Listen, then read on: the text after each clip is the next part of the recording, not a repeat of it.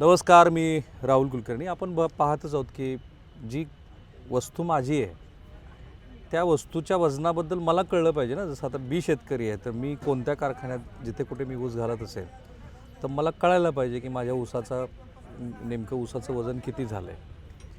म्हणजे ट्रॅक्टरमधनं नेलं असेल तर रिकाम्या ट्रॅक्टरचं वजन किती, भरलेल्या ट्रॅक्टरचं वजन किती. आणि मला असं लक्षात येतं आहे की महाराष्ट्रातले 90 साखर कारखाने, आणि मी हे श्री शेखर गायकवाड यांच्याशी बोलून सांगतो आहे, त्यांनी SOPच बनवली होती की 90 साखर कारखाने हे वजनामध्ये घोळ घालत आहेत. महाराष्ट्र राज्याच्या मुख्यमंत्र्यांना पण त्याची कल्पना आहे आणि काही व्हिडिओ मी त्यांना पण पाठवले.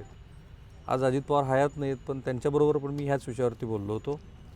बाबासाहेब पाटील जे सहकार मंत्री आहेत त्यांनाही मी हे सांगणार आहे की हे जे काही चाललं आहे हे काही बरोबर नाही. पण मी हे शोधत होतो की असा कुणी एक साखर कारखानदार आहे का की जो पुढे येऊन म्हणेल की या आणि तुम्हाला जिथे वजन करायचं आहे तिथे वजन करा. राजा पुढे ये थोडंसं आणि सांगा मला की तुमचं जे काही वजन आहे ते एवढं वजन आहे. एक साखर कारखानदार तर मला भेटले. साहेब, तुमचाच परिचय करून द्या आता महाराष्ट्राला.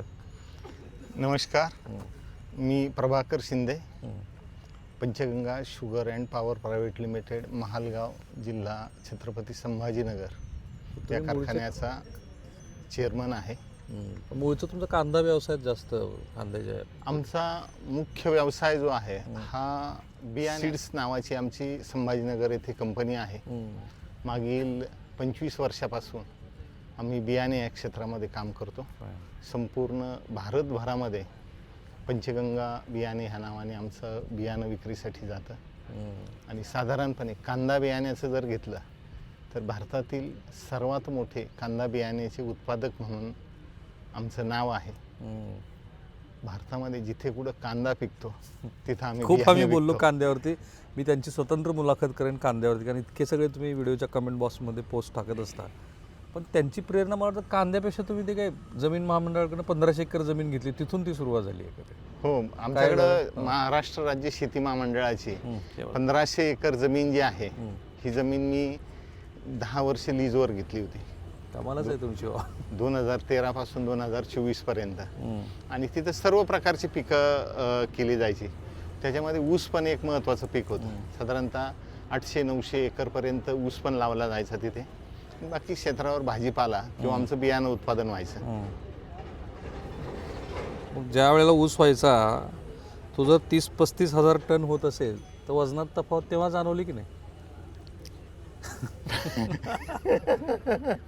तिथून ती प्रेरणा आहे त्यांची. ही कल्पना जी आहे ही कल्पना त्याच्यानंतरच आली, किंवा म्हणजे जेव्हा कधी समजा असा योग येईल त्यावेळेला आपण नक्कीच आपल्याबरोबर बाकी शेतकऱ्यांना पण नक्की न्याय देऊ.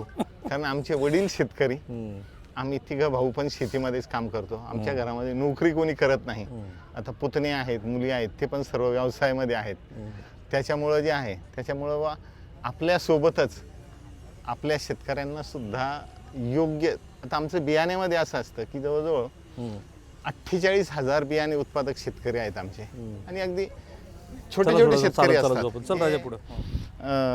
वाडी असेल, तांडा असेल किंवा छोटे वस्ती असेल, तिथं त्यांचं बियाणे प्रोडक्शन होतं. अशा ठिकाणी आमच्याकडं काटा असतो, तो गाडीमध्ये आदळत जातो. एक ते शेतकऱ्याला एक अंदाजे येण्यासाठी म्हणून त्याचं वजन केलं जातं तिथं. परंतु त्याचं पक्क वजन जे आहे त्याचं पक्क वजन आपल्या बियाणे कंपनीमध्ये आल्यानंतर केलं जातं.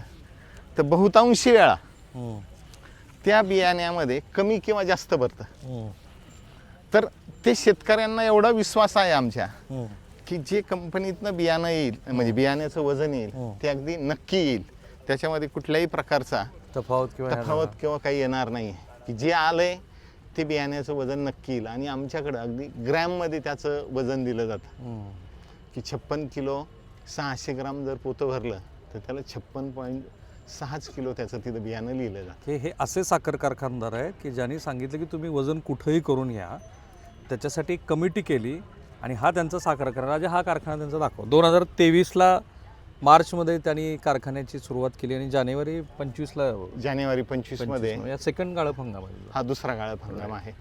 आणि त्यांनी ही जी कमिटमेंट केली त्यासाठी एक कमिटी पण बनवली. माझ्याच मागं थोडं वकील साहेब दाखव. हे त्यांचं वजन काटा आहे की ज्या वजन काट्यावरती कुणीही या. आणि आधी कसं करायचं चेअरमन साहेब? आधी चेअरमन गाडी लोकांनी वजन करून घेऊन यायची. नाही, हां इथं आल्यानंतर जी काही कारखान्यामध्ये सेम प्रकारची आहे, अशा स्थितीमध्ये प्रत्येक शेतकऱ्यांना शंका असते की बाबा मी आता गाडी भरून चाललोय, मग माझ्या गाडीचं वजन किती येते किंवा खरोखर येत आहे की नाही येत. मग आम्ही त्यांना पहिल्याच दिवशी सांगितलं की बाबा तुम्हाला जिथं कुठं वाटेल त्या काठ्यावर वजन करा आणि तुमची खात्री करून घ्या. आणि बाबा कारखान्यामध्ये 20 टन ऊस आहे तर कारखान्यावर गेल्यावर 20 टन भरतोय की नाही बरं, एक 100-50 किलोचा फरक येतो कुठल्याही वजन काट्यावर जरी वजन केलं. आता इथं 3 वजन काटे आहेत, पुढं एक आहे आणि अजून 2 वजन काटे आहेत, असे कारखान्यामध्ये 6 वजन काटे आहेत. तर 6 वजन काट्यापैकी आमच्याकडे 100 टन कॅपॅसिटीचे वजन काटे आहेत 3 आणि 60 टन कॅपॅसिटीचे 3 वजन काटे आहेत. तर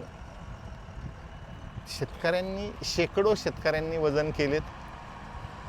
100-50 किलो, 25 टनाची, 30 टनाची, 40 टनाची गाडी असेल तर एक 200-300 किलोपर्यंत फरक येतो. डिझेल जळतं त्याचं, इथं 2-4 तास उभा असतो तो. तेवढ्या याच्यामध्ये जो काही लॉस होणार आहे त्याचा तेवढा त्यांना पण मान्य असतो आणि गृहीत आहे ते की काटा टू काटा 100-200 किलोचा फरक येऊ शकतो. तुमचा आधीचा ज्यावेळेला 35-40,000 टन तुम्ही जो काही ऊस घालत होता तेव्हाचा अनुभव आणि साखर कारखानदार म्हणून अनुभव, ह्या ऊसाच्या वजनामध्ये तफावत आहे की नाही? आता त्याच्यामध्ये हा विषय वादाचा आहे. ह्या वादाच्या विषयामध्ये मी पडू शकत नाही, परंतु शेतकऱ्यांच्या बाजूने बोलतोय. आमचा वजन काटा 100% तंतोतंत आणि पारदर्शक ठेवलेला आहे. ज्या वेळेला कुठल्याही शेतकऱ्यांनी कुठेही वजन केलं, आम्हाला त्याचा काही विषयच नाही. आम्ही केलं का आपल्या कोणी वजन केलंय का? काय झालं? काय नाव तुमचं? आम्ही ड्रायव्हर आहे, गाडीचा ड्रायव्हर. आधी किती फरक पडत होता? काय नाही, आता बरं का 21 वर्षाची सर्व्हिस आहे आपली. 21 वर्षात बी काही सुद्धा एक बुंदभर बी फॉल्ट नाही. इथं नाही, आधीची तर कुठं घालत होते? फॉल्ट वाटले वाटले? महाराष्ट्रातल्या 100 पैकी शेतकऱ्याला विचारा, 100 पैकी 99 शेतकरी म्हणतील फॉल्ट आहे म्हणून. 100% म्हणा. किती फॉल्ट होता आधी? अहो 1 टन 1.25 टन जरी ऊस राहतो. हे मला मुख्यमंत्र्यांना सांगायचं. मी जे व्हिडिओ त्यांच्याकडे पाठवतो ना, ते ह्यासाठी पाठवतो. हे अब्जावधी रुपयाचं शेतकऱ्यावरती लूट आहे. 2 गोष्टीची, एक रिकव्हरीमध्ये पण दिसते मला ती, ठीक आहे, त्याच्याबद्दल कधी सविस्तर बोलू. रिकव्हरी शेवटी आता ते ठीक आहे. माझं गाव गाव दिवसांत गाव करता येते ते. गाव तुमचं आमचं गाव इंदापूर. बार्शी- इंदापूर बार्शीच्या तालुका. जवळ? नाही पुणे जिल्ह्यात इंदापूर तालुका, बारामती नाही का तालुका. तिकडे बी फरक होता का? तर असं. कुठंच वर राहिलं नाही सगळे. खऱ्याची दुनिया काय राहिली? सगळे ड्रायव्हर आहेत का तुम्ही? हा, सगळे- हा? सगळे- सगळे ड्रायव्हर आहेत? सगळे हं. दौंडून आले? हा, दोनचा ट्रॅक्टर. दुसरी खेप घेऊन आले. तिकडे पुण्याचा भाग सोडून आले तुम्ही तिथल्या इकडे? कारखान्याचा पट्टा पडल्या स्वतः मालक आहे आम्ही. बरं. दुसरी खेपाला आलोय, पण आम्हाला पहिल्याच खेपाला हे अनुभव काय आला. पहिल्या चेअरमन खेपाला साहेब, अनुभव आला. हां ठीक आहे, हे काय त्यांचं प्रमोशन नाही आहे. मला जेव्हा ती बातमी त्यांच्या लिगल ॲडवायझरने दिली, मला असं वाटलं की महाराष्ट्राच्या हितासाठी सांगायला पाहिजे. एक कुणीतरी साखर कारखानदार आहे की जो म्हणतोय की या वजन करून तुम्हाला जिथं कुठून, तुमच्याकडे आहे का तशी पद्धत? कसं कुठं नाही वजन? ना, तशी नाही ना पद्धत. हं. नाही तशी. आता तुम्हाला दवून महत्वाचं शुगरला आमच्या म्हणजे पद्धत आहे, त्यांना काटा करून आणला तर विचारणारीच ड्रायव्हरला आणते. सांगा असं. महत्वाची विचारायचीच पद्धत नाही. हं? हा, विचारायचीच नाही. पद्धत. आता इथं आता आहेत मालक, क्षणला विचारायची आमची लाईफच नाही. हा, तिथपर्यंत कारण पोहोचत बी तिथपर्यंत नाही आम्ही. पोहोचायची आता आधीच तुम्ही इकडं मालक आहेत म्हणून कधीतरी ऐका, कधीतरी आपल्या ऊसाचं वजन आपण स्वतः जाऊन बघितलंय का कारखान्यावर? हो, स्वतः आम्हीच असतो चालवायला. स्वतः ज्या वेळेला वजन करायला जातो त्यावेळेला बघतो का आपण, का बघू देते का? नाही, दिसते की. दिसतं वजन दिसतं क्लिअर. फक्त गोळ आहे त्याच्यात. हा, दिलं. कितीचं आहे? आता काही गोळ आहे, किती काय काय. हे बघेल, तपास यंत्रणा बघेल. पण अजून एक मला सांगा, एक कमिटी तुम्ही म्हणा, एक सावकाश घे राजे, ही ती कमिटी आहे ज्याच्यामध्ये अशी कमिटी करण्याची कल्पना काय आहे? बाकी बहुतांशी जे काही हं, कारखाने आहेत हं. ते राजकीय मंडळींचे आहेत हो. आणि राजकारणामध्ये कोणी काही पण उद्योग करू शकतात. हं. हं. तर जर कुणाला कधी शंका आलीच हं. की बा माझं वकील साहेब मी सांगतो. हां.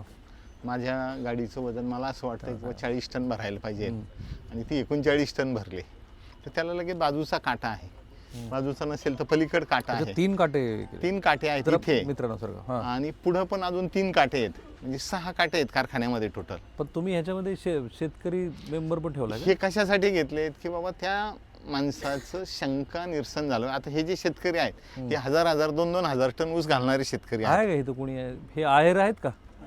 या इकडे आहे साहेब. किती ऊस जातो तुमचा? मागच्या वर्षी 1000 टन दिला होता. मग आता चेअरमन सांगेल तीच सांगावं लागेल ना आपल्याला, नाही? चेअरमन साहेबांनी एकच विश्वास दिला ना, काटा कुठं करून या तुम्ही. हम्म. त्यामुळे मग त्यांचं जो शब्द पण आज कारखाना तर हा आत्ता सुरू झाला आहे. मागच्या वर्षी पण दिला होता. त्याच्या आधीच्या वर्षी काय परिस्थिती होती? नाही त्यावर नाही बोलायचं. सगळ्याची अडचण आहे, कुणाच्या विरोधात जायचं? सगळे राजकीय नेतेच आहेत. पण आता आम्हाला त्यांनी एक ट्रस्टवरती शब्द दिला ना, कुठं काटा करून या. पण असं करून येतात का शेतकरी पण? नाही आता शब्द नाही, शब्द दिला त्याने, पण प्रत्यक्षात शेतकरी करून येतात का वजन? हा तुम्ही केलाय का? या इकडं. काय नाव तुमचं? मी सुनील बोराटे, गाव? जामगाव गंगापूर. किती जातो ऊस तुमचा? माझा 8 एकर होता. ओके. तुम्ही काय केलं वजन आधी दुसरीकडे दुसऱ्या केलं? काठ्यावर केला. कुठल्या काट्यावर केलं? इथं आमची त्यांनी मार्केट कमिटी काटा आहे गंगापूरमध्ये, त्या काठ्यावर केल्यानंतर इथं आलो. एकदम क्लिअर झालं आमचं काटा. काही फरक नाही. नाही, असे यांच्यासारखे कुणी आहे का शेतकरी वजन करून? याच्या अगोदर माझे दुसऱ्या कारखान्याबरोबर बऱ्याच दिवस मी 30 वर्षापासून शेती करतो. भरपूर कारखाने, पण आमचे कधी वजन आम्हाला असे क्लिअर आलं नाही आतापर्यंत. कधी फरक नाही? कधीच नाही आलं. तुम्ही पण आले काय? या इकडं. ही उदाहरणं पण बघून घ्या. मी संजय तुकलोंडे. चेअरमन सांगायला म्हणून सांगायला तुम्ही सगळे हं? शेतकऱ्याचं हित जोपासणारा हा कारखाना आहे सर. हं, आणि खरोखर 2 टनाचा जरी समजा फरक झाला हं. तर किमान एका शेतकऱ्या समजा 4 गाड्या जर केल्या सर 8 टनाचा डिफरन्स होतो. 3000चा भाव पकडला तर कमीत कमी 24,000 फरक पडतो. हं, आणि शेतकऱ्याचा खूप जिव्हाळ्याचा प्रश्न, तेवढे खताचे पैसे निघतात तेवढे. हं. बरोबर. हा विषय. आपल्या आजूबाजूला हा कारखाना सोडून तर ते ठिकाणी आता याच्या अगोदर आम्ही किती वर्ष कारखान्या पश्चिम महाराष्ट्रात ऊस देत आलेलो. हं. पण असं अनुभव घेतला ना, तर यांनी पारदर्शकता आणली त्यावेळेस पण लोकांच्या याच्यात आलं का नाही ठीक आहे, काहीतरी पोरं नवीन काही चांगलं शेतकऱ्यांसाठी. पण कारखाना चेअरमन साहेब, तुम्ही कारखाना जेव्हा सुरू केला त्याच वेळेला ही भूमिका घेतली का अलीकडे तुमच्या नाही, भूमिकेत पहिल्या दिवशी घेतली साहेब आम्ही. की कोणी कुठेही वजन करू कुठे वजन करा, आम्हाला त्याचा काहीही प्रॉब्लेम नाही. नका? हं. आणखीन एक मला सांगा, आपण मराठवाड्यात आहोत, तिकडे नियम पश्चिम महाराष्ट्रात वेगळा आहे. तुम्हाला माहिती FRP प्रमाणे त्याच्यात बदल होतो. तुम्ही 3150 रुपये भाव दिला आहे, बरोबर ना? ठीक आहे, खाजगी कारखाना आहे तुमचा, त्याच्याकडे लक्ष ठेवा. हे कसं शक्य आहे? म्हणजे आपल्याकडे 2829 रुपये भाव आहे मराठवाड्यात. आमच्याकडं जे आहे, आमच्याकडं अतिशय प्रत्येक गोष्टीचं काटेकोर नियोजन आहे. हं. आमचा इफिशियन्सी जी आहे ही अगदी आम्ही 100% लेव्हलला करतो. आमचं 6,500 टनाचा कारखाना आहे, तो साधारणतः 8,500 टनाने असं चालतो. एफिशियन्सीने आम्ही चालवतो असं तर सगळेच जण म्हणतात. नाही साहेब, हां. लोकांचे 12,000 टनाचे कारखाने कमी चालतात किंवा काय असेल ते मला माहीत नाही. हं. परंतु आम्हाला सपोज बगॅस जे आहे, आता बगॅस सेविंग आमच्याकडे 10% आहे. हं. बगॅस हे आज दाखवा जरा. हं. हं. 2500 रुपये टनाप्रमाणे विकतो खरं. साधारणतः. हं. मग बगॅस जर आपण एवढ्या जाऊ इकडे चालत. हां. टनाप्रमाणे जर विकत असेल हं. तर त्याची सेविंग झाली, हं. आमची रिकव्हरी चांगली आहे. हं. तुमची रिकव्हरी चांगली. किती रिकव्हरी तुमची? आता सध्याला आज ची रिकव्हरी 12.5च्या आसपास आहे. 12.5. हां, मराठवाड्यात तर निघते का एवढी रिकव्हरी मराठवाड्यात? आमच्याकडं आहे. हां, ते बरोबर जपूनच बोलतात, त्यांनाही माहिती आहे. पण हा भाव पुढच्या वर्षी कायम राहणार आहे. ते साखरेला जर भाव राहिले एवढे हं. तर हा भाव पुढच्या वर्षी पण राहील. हं. ठीक आहे, थांबूया आपण इथे. मला असं वाटतं की काही उदाहरणं जे मी महाराष्ट्रासमोर आणतो आहे त्याचा हेतू एवढाच आहे की हा जो अन्याय दिसतोय मला शेतकऱ्यावर, तुम्ही सगळेच एक ऊस उत्पादक आहेत ना? उदाहरण देतो. हां. आमचे 40 ते 45 टनाच्या पुढे कधीच ॲव्हरेज बसत नव्हती 25-30 वर्षापासून.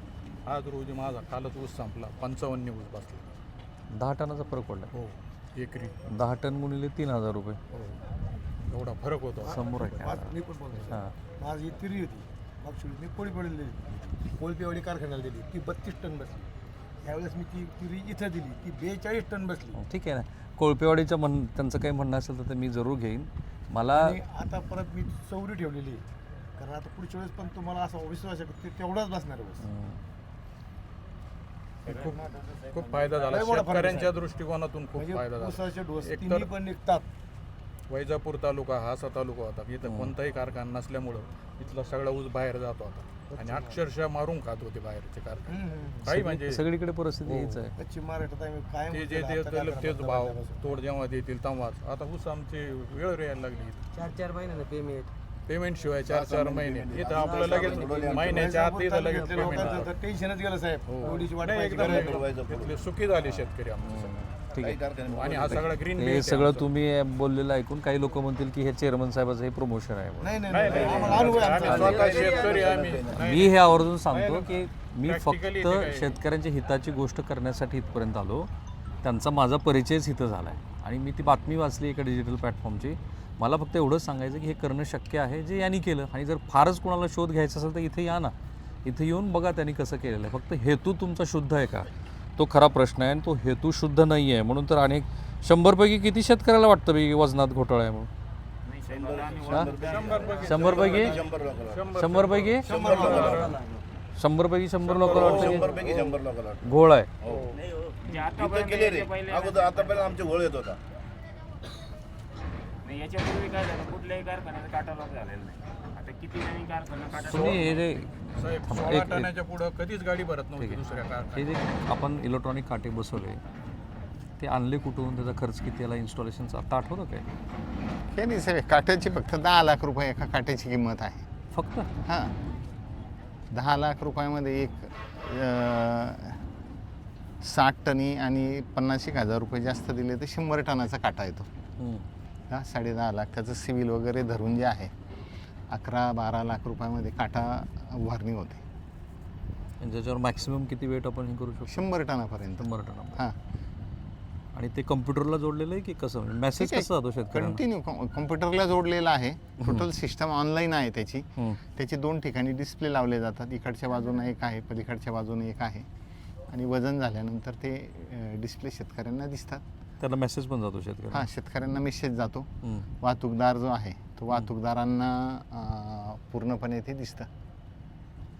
त्याच्या समोरच आहे ते त्याच्या Feeding पण समोरच त्याच्या आहे. समोरच आहे. हो हो हं? सीसीटीव्ही मॉनिटर आहे पूर्ण. कारण मला असं सांगितलं गेलं की एक असं इक्विपमेंट आहे, MD साहेबांनी जे का सांगितलं की त्या इक्विपमेंटच्या माध्यमातून ह्या इलेक्ट्रॉनिक गॅजेटला सुद्धा मॅनेज करता येऊ शकतं रिमोटली. मी पुन्हा सांगतो की मुख्यमंत्र्यांनी खरोखर याच्यात लक्ष घातलं पाहिजे की 100पैकी 100 शेतकऱ्यांची जर अशी भावना असेल की आपल्याला फसवलं जात आहे, खरी खोटी हे तपासाचा भाग आहे, तो त्यांनी बघायला पाहिजे. पण त्या संदर्भामध्ये प्रत्येक मग मलाही कळत नाही, साखर कारखाने स्वतःच्या ह्या वजन काट्याचं व्हेरिफिकेशन करत नाहीत का? ती यंत्रणा आहे ना आपल्याकडे वजन काट्याची. सर्व असते साहेब. हां. वजन काट्याची सर्व यंत्रणा आहे, सर्व आहे. Can be manipulated. आता तुम्हाला ते म्हणायचं नाही. त्यांना व्यवसाय करायचा ना उद्या इथं हे बघा, आम्ही फक्त एवढं सांगेल की आम्ही स्वच्छ की करतो. आम्ही स्वच्छ आहेत. पण तुम्ही आणि- 3150 भाव दिल्यावर आजूबाजूच्या लोकांनी आवाज केला नाही का इतकं कसं काय भाव देतात? हं? आला की नाही फोन? नाव नाही विचारत मी तुम्हाला. नाही नाही तसं तर ते चालूच असतं ना. हं. कारण मला तुम्हाला बीबी परवडेल ठोंबरे का? साहेबांनी रेकॉर्डवर मला नेहमी त्यांचं कौतुक वाटतं की ते जरा उत्तम पद्धतीनं साखर कारखानदारी करतात ठोंबरे साहेब. त्यांना सुद्धा मला वाटतं कधी कधी अशा संकटाचा सामना करावा. एनिवेज थांबूया आपण इथे. ही काही मालिका थांबणार नाही.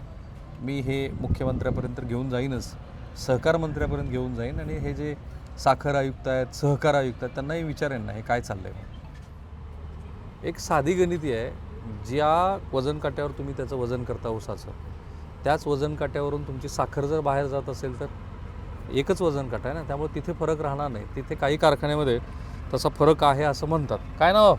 बाळकृष्ण वाघे, गाव वाघे साहेब, कायगाव, तालुका गंगापूर. किती वाहन आहेत? 4.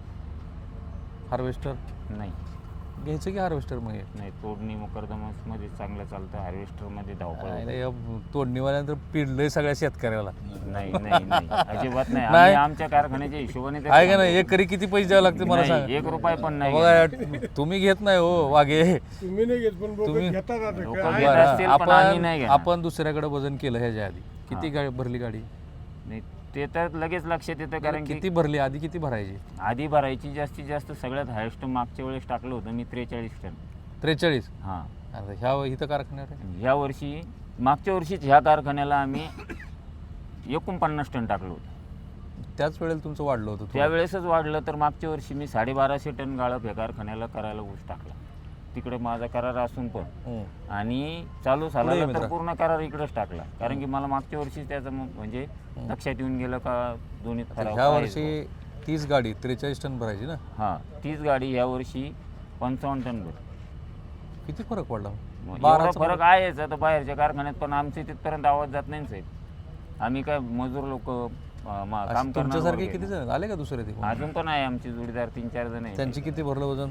एक जणाचं 62 टन भरलं, एक जणाचं 59 टन भरलं. त्याचं किती भरायचं तिकडं दुसऱ्या? सेम होतं आमच्या सोबतच चालायचे. 43, 41, 42 असं. 43 वरून 62 हां एवढा फरक पडतो? एवढा फरक आलाय. मागच्या वर्षीचं पण वजन त्यांना काटा आहे विचारा. आमचं.